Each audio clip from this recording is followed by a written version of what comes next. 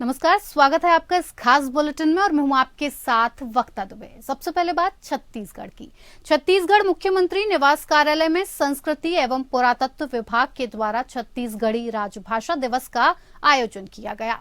मुख्यमंत्री भूपेश बघेल ने राजभाषा दिवस के अवसर पर छत्तीसगढ़ के 13 साहित्यकारों को छत्तीसगढ़ी भाषा के प्रति उनकी सेवा को देखते हुए सम्मानित किया। कार्यक्रम में छत्तीसगढ़ी भाषा के 10 साहित्यकारों की रचनाओं का मुख्यमंत्री ने विमोचन भी किया।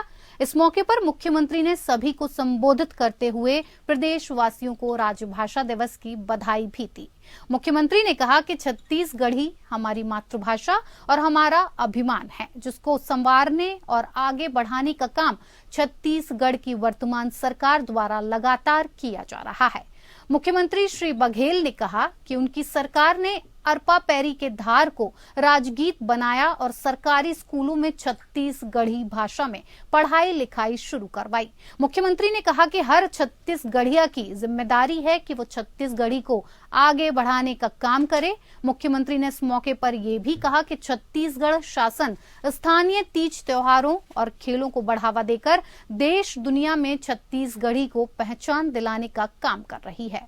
मुख्यमंत्री भूपेश बघेल ने राजभाषा दिवस के अवसर पर 13 साहित्यकारों को सम्मानित किया और छत्तीसगढ़ी राजभाषा आयोग द्वारा 10 साहित्यकारों की प्रकाशित पुस्तकों का विमोचन भी किया।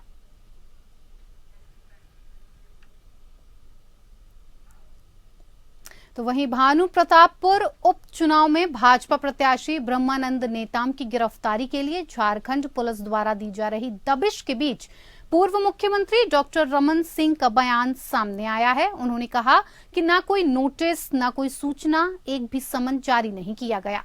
कांग्रेस हार के डर से कार्रवाई कर रही है। पूरी घटना राजनीति से प्रेरित है।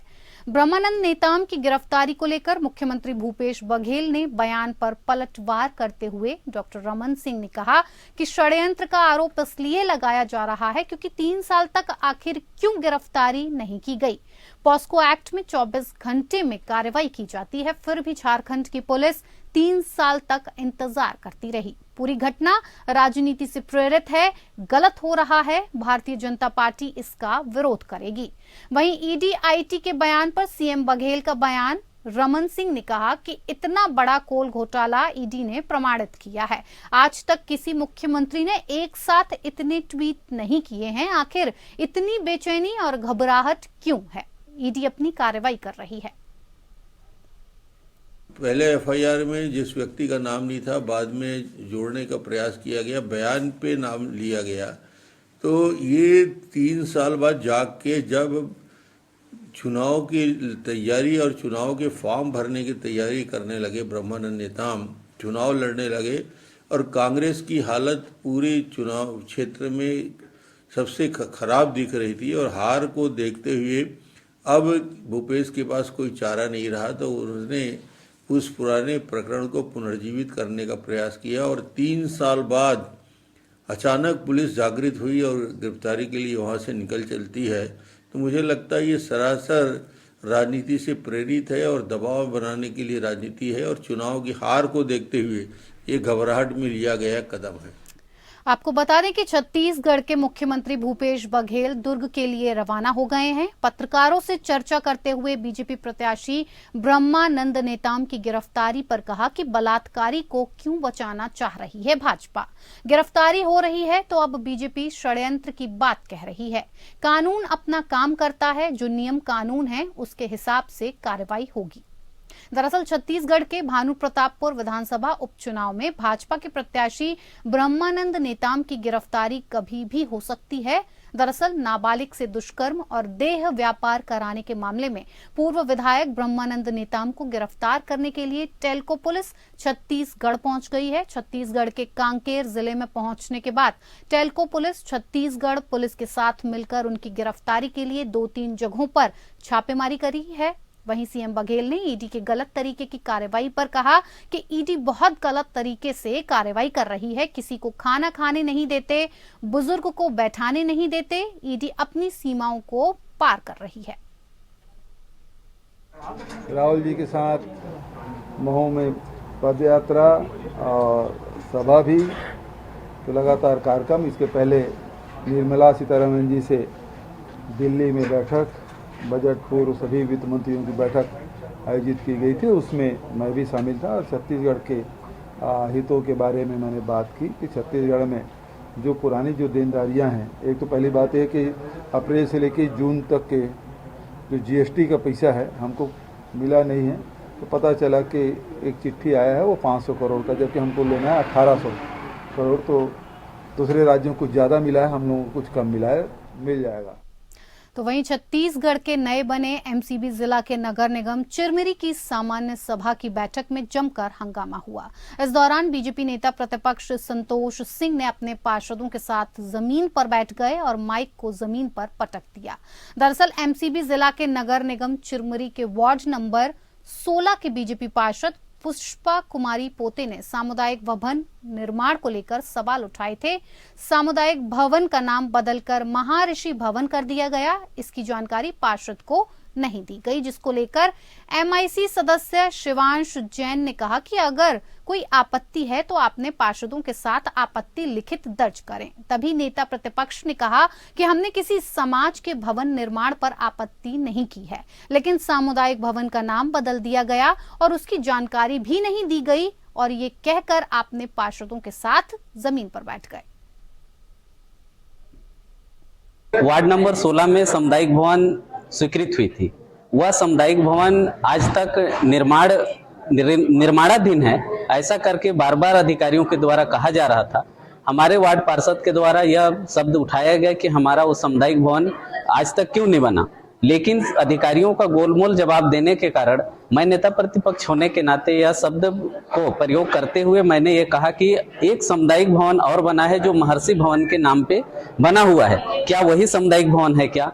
ऐसे प्रश्न करके मैं जानकारी चाहा, लेकिन उस जानकारी को हमारे एमआईसी सदस्य शिवांश जैन जी के द्वारा ब्राह्मण समाज को सामाजिक अवहेलना करते हुए ऐसा वक्तव्य कहा गया, जिससे हम सभी पार्षदों को आहत हुआ कि हमने कोई भी प्रश्न पूछ रहे हैं, जानकारी ले रहे हैं, ना कि किसी समाज का विरोध कर रहे हैं। तो वहीं आरक्षण को लेकर छत्तीसगढ़ की सियासत तेज हो गई है। जैसे जैसे विधानसभा के विशेष सत्र की तारीख नजदीक आ रही है, वैसे ही आक्रोश सभी वर्गों में दिख रहा है। दरअसल हाईकोर्ट के आदेश आने के बाद जो 12% की कटौती अनुसूचित जनजाति के आरक्षण में की गई है, उसको लेकर छत्तीसगढ़ का आदिवासी समुदाय आक्रोशित हो गया था और उनकी एक ही मांग है कि छत्तीसगढ़ आदिवासी राज्य है और यहां जनसंख्या के आधार पर उन्हें 32% का आरक्षण जो पहले प्राप्त हो रहा था वैसा ही मिलना चाहिए, जिसको लेकर भूपेश बघेल की कांग्रेस सरकार ने 1 दिसंबर और 2 दिसंबर का विशेष सत्र विधानसभा में आहत किया है और जो सरकार मसौदा तैयार कर रही है उसमें आदिवासियों को 32% आरक्षण दिया जाना प्रस्तावित है। तो वहीं दूसरी ओर अनुसूचित जाति और आर्थिक रूप से पिछड़े सवर्णों को दिए जाने वाले 10% आरक्षण में कटौती की गई है। अनुसूचित जाति की बात करें तो उन्होंने मसौदे को देखते हुए कल मुख्यमंत्री का पुतला दहन तक कर दिया और सरकार को चेतावनी दी कि आरक्षण में किसी प्रकार की कटौती मान्य नहीं होगी। वहीं इस जंग में राष्ट्रीय करणी सेना भी कूद पड़ी है। छत्तीसगढ़ करणी सेना के अध्यक्ष वीरेंद्र तोमर ने एपीएन से खास बातचीत करते हुए कहा कि जब केंद्र सरकार 10% आरक्षण आर्थिक रूप से कमजोर सामान्य वर्ग को दिया गया है और सर्वोच्च न्यायालय ने भी इसको माना है, तो छत्तीसगढ़ सरकार इसे 4% क्यों कर रही है। करणी सेना के अध्यक्ष वीरेंद्र तोमर ने कहा कि यदि किसी प्रकार की कटौती होती है तो आगामी आने वाले दिनों में इसका खामियाजा भुगतने के लिए शासन प्रशासन तैयार रहे। आरक्षण की आवश्यकता सवर्णों को है नहीं, लेकिन अगर वो आरक्षण मिल रहा है, क्योंकि हम लोग शुरू से लेकर अभी तक उपेक्षित रहे हैं, हर अधिकारों पे हम उपेक्षित रहे हैं, और अगर वो जो है सुप्रीम कोर्ट का कोई आदेश माननीय न्यायालय ने लिया है तो बहुत सोच समझ कर लिया गया होगा। और मैं छत्तीसगढ़ प्रदेश की सरकार से, आदरणीय जो मुखिया हैं, उनसे मेरा निवेदन है करणी सेना प्रदेश अध्यक्ष की हैसियत से कि अधिकार सवर्णों का ना छीना जाए, क्योंकि आप एक ऐसे मुखिया हैं जो सर्वमान्य सब आपको पसंद करते हैं। तो वहीं नवनिर्मित एमसीबी जिला के मनेन्द्रगढ़ विकास खंड के अंतर्गत आने वाला ग्राम पंचायत के हरकाटन पारा आंगनबाड़ी में 1 वर्ष से कार्यकर्ता नहीं आ रही हैं, जिससे आंगनबाड़ी में आने वाले बच्चों को काफी दिक्कतों का सामना करना पड़ रहा है। वहीं बच्चों को समय समय पर मिलने वाली पौष्टिक आहार भी नहीं मिल पा रहा है। वहीं सरपंच ने कहा कि अधिकारियों को 10 से 15 बार इस बारे में बताया गया, लेकिन अभी तक किसी को वहां नहीं भेजा गया और नहीं कोई पहल की गई। आंगनबाड़ी कार्यकर्ता ललिता जायसवाल जी हरकाटन पारा की है, उनको ग्राम पंचायत पारडोल आंगनबाड़ी में अटैच किया गया है और सहायिका मेरी जानकारी में है, मैं जाता हूँ देखता हूँ जाती है, लेकिन ललिता जायसवाल कार्यकर्ता जो हो उसको ग्राम पंचायत पारडोल आंगनबाड़ी में अटैच कर दिया गया है। इसको लेके आपने अधिकारियों को नहीं अवगत कराया? अधिकारियों को अवगत कराया गया, इस बारे में कोई भी आज तक कोई कार्रवाई नहीं हुई है। तो वहीं एमसीबी जिला के मनेन्द्रगढ़ में छत्तीसगढ़ शालेय शिक्षक संघ ने पदोन्नति न्याय पद यात्रा निकाली, जिसमें अपनी मांगों को लेकर कई शिक्षक यात्रा में शामिल हुए। जिला एमसीबी के मनेन्द्रगढ़ से कोरिया जिला मुख्यालय बैकुंठपुर के जिला शिक्षा अधिकारी कार्यालय तक 50 किलोमीटर की पदोन्नति न्याय पद यात्रा निकाली गई।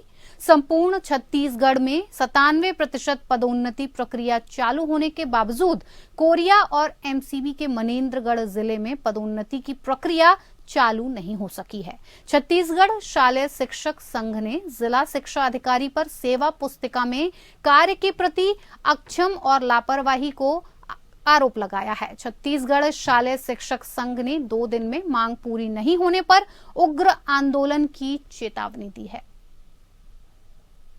हमारे छत्तीसगढ़ के यशस्वी मुख्यमंत्री माननीय श्री भूपेश बघेल जी ने पिछले वर्ष कैबिनेट की बैठक में एक प्रस्ताव लाया था कि जिन पंचायत शिक्षकों का स्कूल शिक्षा विभाग में संविलियन हो चुका है और जिनकी संविलियन के पश्चात 3 वर्ष की अवधि हो चुकी है, उनको 1 टाइम रिलैक्सेशन देते हुए अगले स्टेप की पदोन्नति दी जाएगी। आज मैं आपको बताना चाहूँगा कि संपूर्ण छत्तीसगढ़ में 97% जिलों में पदोन्नति की प्रक्रिया पूरी की जा चुकी है, परंतु कोरिया जिला शिक्षा अधिकारी महोदय के द्वारा इतनी सुस्ती बरती गई कि आज कहीं ना कहीं हम पूरे छत्तीसगढ़ में उस पदोन्नति के मामले में सबसे कनिष्ठ हो चुके हैं और इसका जो नुकसान है और आर्थिक नुकसान है, ये हम इसकी परिकल्पना आपको शब्दों में बता पाने में। तो वहीं भागलपुर जिला अंतर्गत सुल्तानगंज में 8 दिन पूर्व जमीन व्यवसायी अमित कुमार झा का अपहरण कर हत्या कर दी गई थी, जिसमें सीनियर एसपी बाबूराम ने प्रेस वार्ता में ये खुलासा किया था कि मंगलवार की रात में ही जमीन व्यवसायी की गला दबाकर हत्या कर दी गई। सीनियर एसपी बाबूराम के द्वारा प्रेस वार्ता जारी करने के 5 दिन बाद भी जमीन व्यवसायी का शव बरामद नहीं किया गया। इससे स्थानीय प्रशासन तथा जिला प्रशासन की नाकामी अभी साफ दिखाई दे रही है। वहीं बात करें स्थानीय विधायक ललित नारायण मंडल की, तो उन्होंने कहा था कि हमने अपने स्तर से सीएम नीतीश कुमार से बात की है, लेकिन एक बार भी स्थानीय विधायक ललित नारायण मंडल पीड़ित परिवार से मिलने तक नहीं पहुंचे, जबकि सुल्तानगंज में ही एक मॉल के उद्घाटन में वो शिरकत करते नजर आए। इससे साफ जाहिर होता है कि जमीन व्यवसायी के मामले को नीचे से लेकर ऊपर तक के अधिकारी लीपापोती करने में जुटे हुए हैं।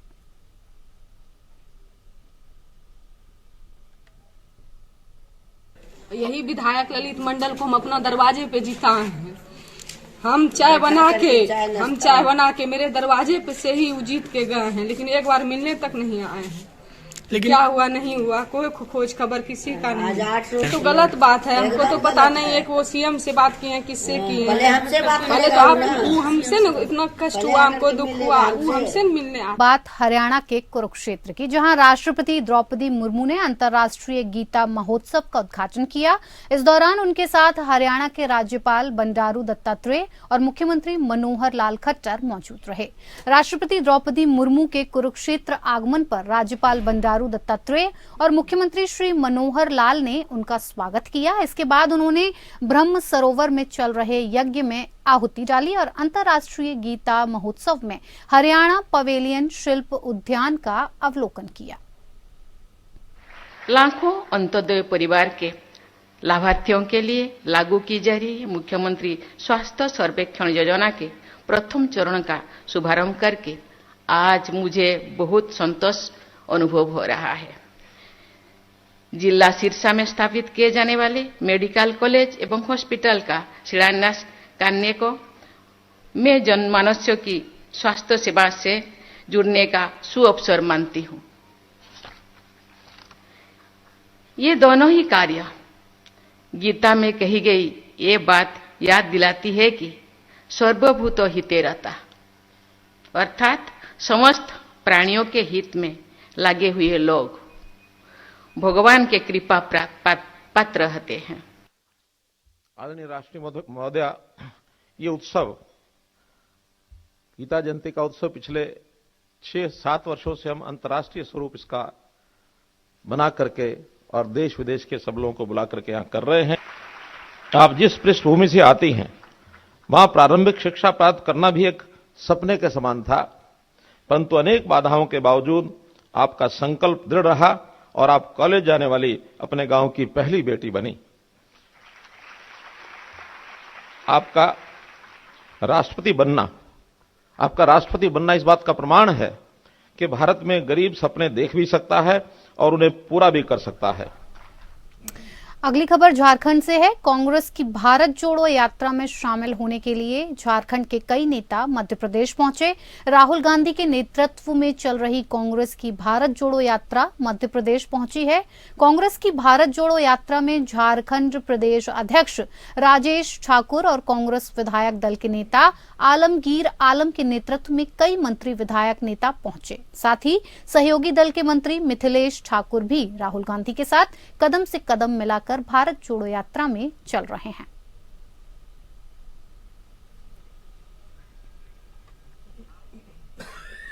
चलिए अब बात रांची की कर लेते हैं। रांची स्थित हेवी इंजीनियरिंग कॉरपोरेशन HEC आजकल अपने कामों से कम कर्मचारियों के प्रदर्शन को लेकर ज्यादा सुर्खियों में रहता है। HEC के इंजीनियरों से लेकर पदाधिकारियों और कर्मचारियों का पिछले 13 महीनों से वेतन बकाया है। वहीं कंपनी की आर्थिक स्थिति भी खराब हो गई है। ऐसे में पिछले कई दिनों से HEC कर्मी अपनी मांगों को लेकर आंदोलनरत हैं। पिछले दिनों HEC मुख्यालय के सामने चाय बनाकर प्रदर्शन किया गया, तो वहीं कभी HEC कर्मी हवन पूजन करके अपने आला अधिकारियों और मंत्रालय के समक्ष शांतिपूर्ण तरीके से मांगे रख रहे हैं।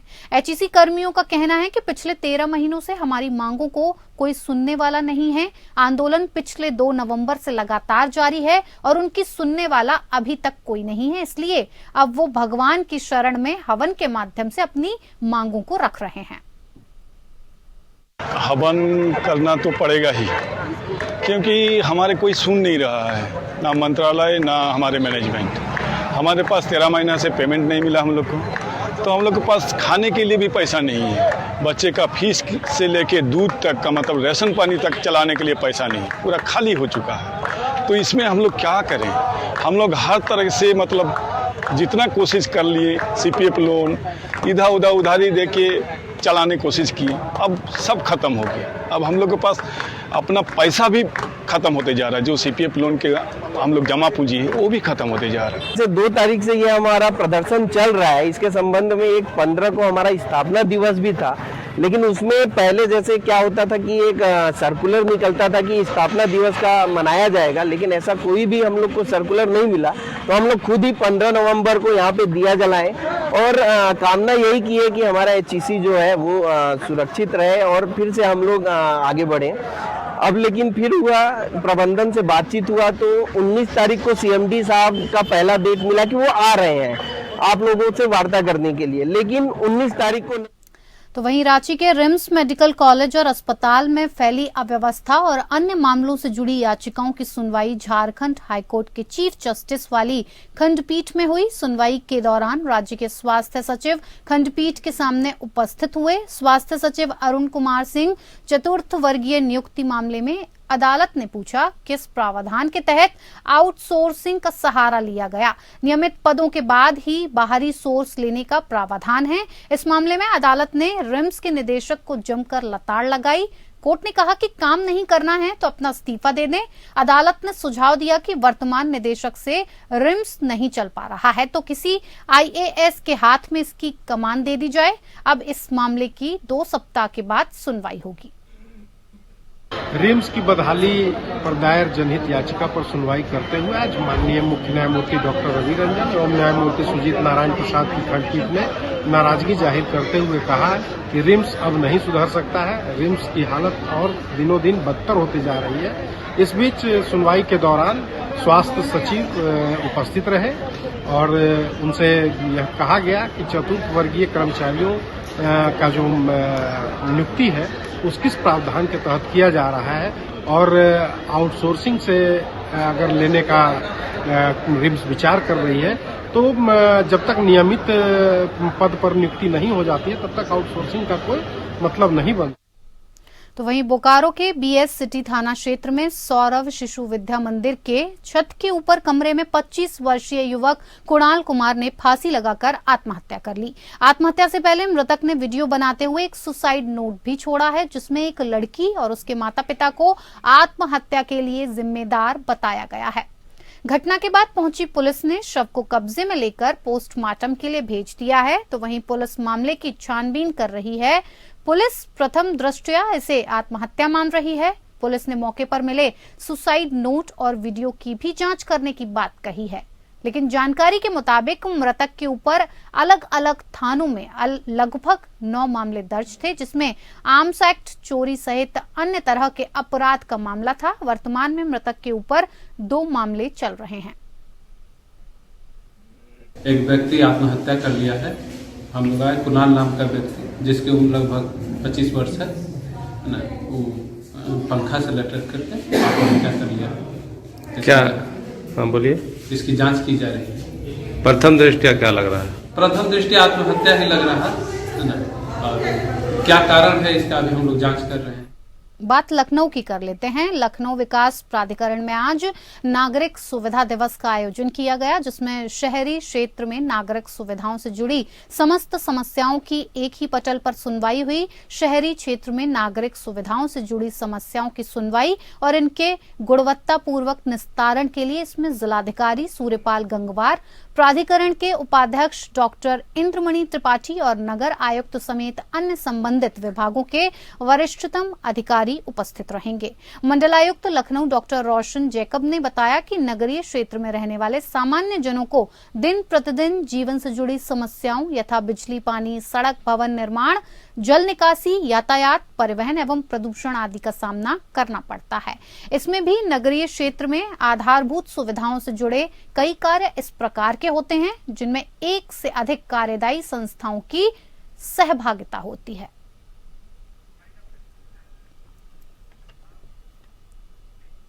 चलिए, इस खास बुलेटिन में मेरे साथ फिलहाल इतना ही। मुझे दीजिए इजाजत। नमस्कार।